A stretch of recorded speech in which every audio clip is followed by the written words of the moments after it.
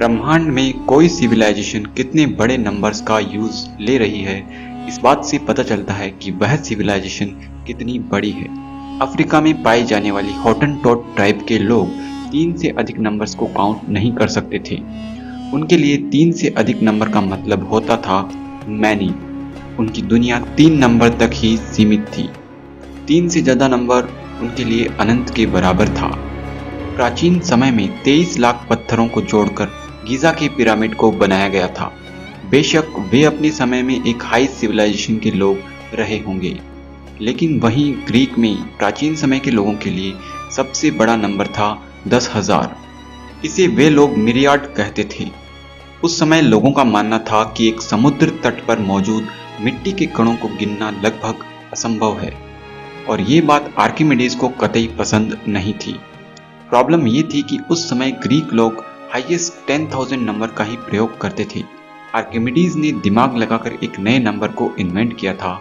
ये था मिरियाड, यानी कि 10,000 मल्टीप्लाइड बाई 10,000, यानी 10 करोड़। इसे फर्स्ट ऑर्डर नंबर कहा गया, और आर्किमिडीज ने इससे भी बड़ा नंबर बनाया जो था 100 मिलियन इंटू 100 मिलियन। इसे एक सेकंड ऑर्डर नंबर कहा गया। आर्किमिडीज के पास अब एक बड़ा नंबर मौजूद था। ये नंबर समुद्री तट पर मौजूद मिट्टी के कणों को कैलकुलेट करने के लिए काफी था। लेकिन अगर बात करें यूनिवर्स की, तो पूरे यूनिवर्स को मिट्टी से भरने के लिए इतने कण चाहिए होंगे। इसे हम अपने मॉडर्न नंबर सिस्टम से आसानी से कैलकुलेट कर सकते हैं। आज हम एक बड़ी सिविलाइजेशन है। अगर नंबर्स की बात करें तो आज हम काफी बड़े नंबर्स का यूज ले रहे हैं। एक सिविलाइजेशन कितनी बड़ी हो सकती है, इसके लिए हमें नंबर्स का अंत जानना होगा।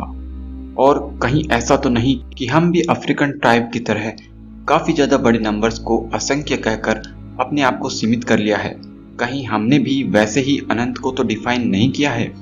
और क्या ऐसा हो सकता है कि एक दिन हम अनंत को भी प्रयोग में लाने लग जाएं? ऐसे में हम कितनी बड़ी सिविलाइजेशन होंगे, इसे जानने के लिए हमें अनंत की शक्ति को फील करना होगा। कहने को हम एक के आगे असंख्य शून्य लगाकर एक बड़ा नंबर बना सकते हैं, लेकिन क्या आप इसे फील कर सकते हैं? एक के आगे इतने जीरो लगाएं कि पूरा यूनिवर्स भी इस नंबर को लिखने के लिए कम पड़ जाए, तब भी ये अनंत के सामने एक छोटा नंबर ही होगा। अनंत को जानने के लिए हमें नंबर्स को फील करना होगा। हमारी नंबर्स की यात्रा को हम 0 से शुरू करेंगे।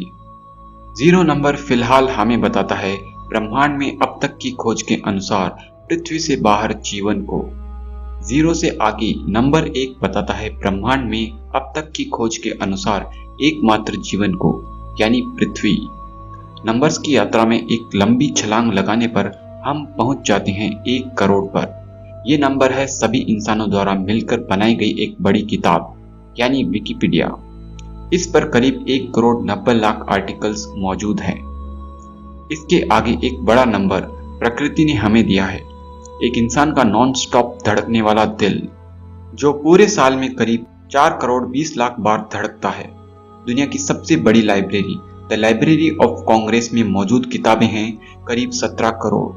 दुनिया की सड़कों पर घूमने वाली कार और व्हीकल्स की संख्या 1 अरब 20 करोड़ है। तेजी से बढ़ने वाली वर्ल्ड पॉपुलेशन 7 अरब 70 करोड़ है।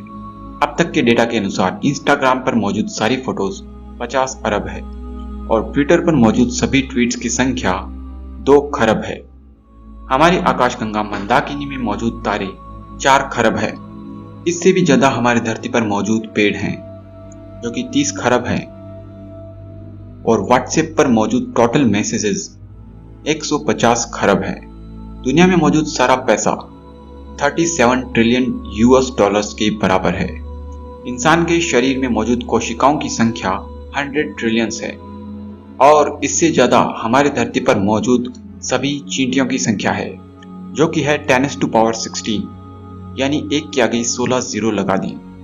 एक समुद्री तट पर मौजूद मिट्टी के कणों की संख्या 75 इंटू 10⁻17, लेकिन इससे ज्यादा धरती पर मौजूद सभी कीड़े हैं, जिनकी संख्या है 10⁻19, और इससे ज्यादा एक 3x3 रूबिक्स क्यूब के पॉसिबल कॉम्बिनेशंस है 4.3 इंटू 10⁻19।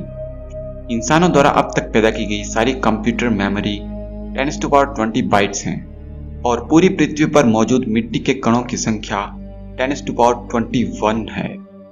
लेकिन इससे ज्यादा हमारे शरीर में मौजूद डीएनए बेस पेयर्स की संख्या है, जो कि है 3.6 × 10⁻22। और किसी भी पदार्थ के एक मोल में मौजूद एटम्स की संख्या 6 × 10⁻23 होती है। हमारे ऑब्जर्वेबल यूनिवर्स में मौजूद सितारों की संख्या 10⁻24 है। और एक इंसान की बॉडी में मौजूद सभी एटम्स की संख्या की गणना की जाए तो वो है 7 × 10⁻27। पर इससे भी ज्यादा मौजूद पृथ्वी पर बैक्टीरिया है, जो कि 5 × 10⁻30 है। और इंटरनेट की दुनिया में कितने ज्यादा आईपी एड्रेस बनाए जा सकते हैं वो है 3.4 × 10⁻36। और इससे आगे एक 4x4 रूबिक्स क्यूब के कॉम्बिनेशंस पॉसिबल हो सकते हैं, जो कि है 7.4 × 10⁻45।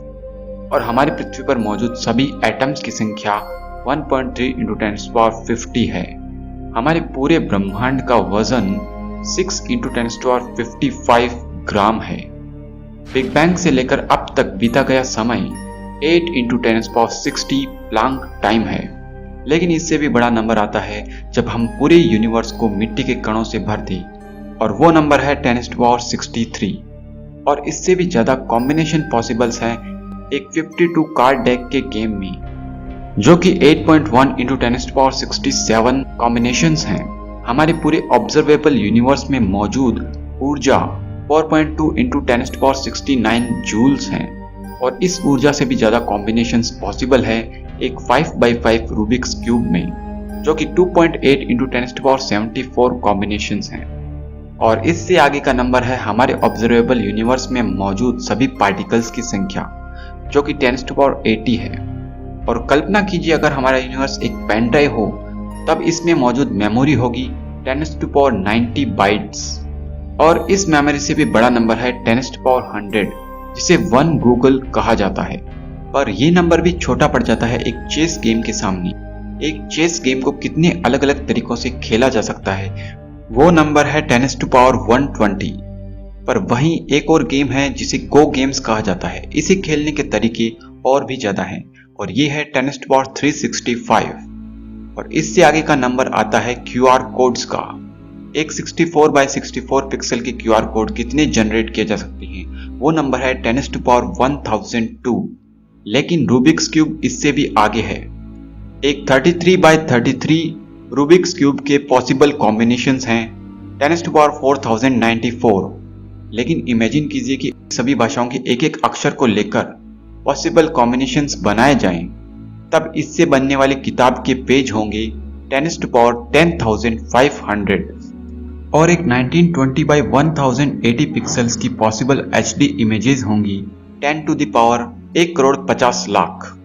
और इस नंबर को भी मात देता है एक बोल्ट्जमैन ब्रेन, यानी कि यूनिवर्स में एटम्स द्वारा रैंडमली एक दूसरे से जुड़कर एक इंसान का दिमाग बन जाए। और रैंडमली ऐसा होने में लगने वाला समय होगा 10⁻10⁻69 ईयर्स। और इस नंबर से भी बड़ा नंबर हमारे पास आता है 10⁻10⁻100, जिसे 1 गूगलोप्लेक्स कहा जाता है। इस नंबर की खासियत यह है कि ये इतना बड़ा नंबर है कि इसे लिखना भी पॉसिबल नहीं है, क्योंकि इसे लिखने के लिए पूरा ब्रह्मांड भी छोटा पड़ जाएगा, और इसे लिखने में लगने वाला समय ब्रह्मांड की आयु से भी ज्यादा होगा। और अगर मल्टीवर्स थ्योरी सही है, तब इस थ्योरी के अनुसार एक मल्टीवर्स में 10⁻10⁻10⁻7 यूनिवर्स होंगे। और हमारे यूनिवर्स में मौजूद 10⁻80 पार्टिकल्स को अरेंज किया जाए तो ये पॉसिबल अरेंजमेंट्स होंगे 10⁻10⁻10⁻56। लेकिन अगर बात करें एक यूनिवर्स का अपने आप बन जाना कुछ रैंडम क्वांटम फ्लक्चुएशन के द्वारा, जिसे पॉइंकेयर रिकरेंस टाइम कहा जाता है, वो टाइम निकल के आता है 10⁻10⁻10⁻10⁻13 ईयर्स। और इससे बड़ा नंबर जो डिफाइन किया गया है उसे कहते हैं 1 गूगलोप्लेक्स टू द पावर गूगलोप्लेक्स। तो फ्रेंड्स, नंबर्स का तो कोई अंत नहीं, इसके आगे भी कई नंबर्स डिफाइन किए जा सकते हैं, जैसे ग्राहम्स नंबर, ट्री नंबर। लेकिन हम इसके आगे अनंत पर चलते हैं, क्योंकि अनंत भी कई प्रकार के होते हैं। इन सभी नंबर्स से परे हमारे पास स्मॉल इन्फिनिटी आता है। एक स्मॉल इन्फिनिटी में सभी नेचुरल नंबर्स आते हैं, लेकिन इन्फिनिटी से भी बड़े इन्फिनिटी होते हैं। लेकिन आप सोच रहे होंगे कि ये कैसे पॉसिबल है। तो सुनिए, अगर सभी नेचुरल नंबर्स का एक सेट बनाया जाए तो ये भी इनफाइनाइट होगा, लेकिन ये स्मॉल इन्फिनिटी से बड़ा इन्फिनिटी होगा। बड़े इन्फिनिटीज के इस कॉन्सेप्ट को हम एक अलग तरीके से भी समझ सकते हैं। हमारा यूनिवर्स इनफाइनाइट स्पेस में है, सो बेसिकली अगर एक लाइन ड्रॉ की जाए तो वो भी इनफाइनाइट होगी, लेकिन उस लाइन से बड़ा इन्फिनिटी होगा एक प्लेन जो 2 डायमेंशन में होगा, और उससे बड़ा इन्फिनिटी होगा एक 3 डायमेंशनल स्पेस। और 4th डायमेंशन टाइम है, और टाइम की डायमेंशन में भी ये इन्फिनिटी होगा। तो ये 1 डायमेंशन, 2 डायमेंशन और 3 डायमेंशनल इन्फिनिटी से बड़ा इन्फिनिटी होगा। अगर और भी कई डायमेंशन एग्जिस्ट करते हैं तो उनके इन्फिनिटीज को कंसिडर करें तो ये बाकी इन्फिनिटीज से बड़े इन्फिनिटी होंगे। तो हाँ, इन्फिनिटी से भी बड़े इन्फिनिटी भी होते हैं। नंबर्स की ना तो शुरुआत है ना अंत। 1 से पीछे चलें तो 1 से 0 के बीच में इन्फिनिटी नंबर्स आएंगे, और 1 से आगे चल जाएं तो भी नंबर्स का अंत नहीं आएगा। आज मैथमेटिशियंस गूगलोप्लेक्स से भी बड़े नंबर्स जैसे ग्राहम्स नंबर और ट्री नंबर को मैथ्स में यूज ले रहे हैं। लेकिन हमारे ब्रह्मांड के लाइफ टाइम में क्या आपको लगता है कि इंसान कभी उस लेवल तक पहुंच पाएगा जहां वो इन्फिनिटीज का यूज ले? इस लेवल की सिविलाइजेशन कितनी बड़ी होगी? इतने बड़े नंबर्स को कैलकुलेशन में यूज करने वाली सिविलाइजेशन काफी फास्ट होगी। उसके द्वारा हर सेकंड में यूज आने वाली ऊर्जा भी हमारी कल्पना से परे होगी। और अगर ऐसी सिविलाइजेशन एग्जिस्ट करेगी तो उसका पूरे ब्रह्मांड पर राज होगा। अगर ब्रह्मांड एक कंप्यूटर है तो हम उस सिविलाइजेशन द्वारा बनाया गया एक कंप्यूटर प्रोग्राम है, और ब्रह्मांड में मौजूद ऊर्जा उस कॉस्मिक कंप्यूटर को चलाने वाली एनर्जी होगी। जिस तरह एक अफ्रीकन हॉटनटोट ट्राइब की दुनिया 3 तक ही सीमित है, उसी तरह क्या हम भी अनंत से आगे नहीं जा पा रहे हैं? क्या एक दिन ऐसा भी आ सकता है जब हम इनफाइनाइट्स को भी यूज में ले पाएंगे? और अगर ऐसा संभव होगा तो उस दिन क्या होगा? क्या हमारा दिमाग इनफाइनाइट्स को प्रोसेस कर सकता है? इस बारे में आप क्या सोचते हैं मुझे कमेंट्स में जरूर बताएं।